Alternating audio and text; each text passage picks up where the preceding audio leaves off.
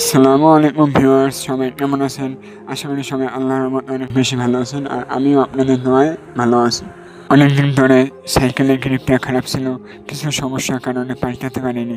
অবশেষে আজকে পাল্টে ফেললাম। আগে আমার পুরোনো গ্রিপটি খুলে নিতে হবে। আরে একই খুলে গেল। এখন আমি সাইকেলে নতুন গ্রিপ লাগাবো।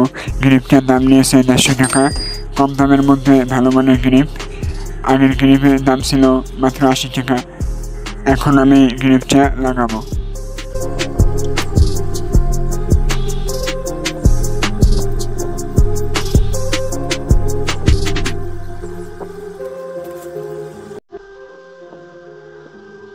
গ্রিপ লাগানোর পর সাইকেলটা কেমন দেখাচ্ছে অবশ্যই কমেন্টে জানাবেন।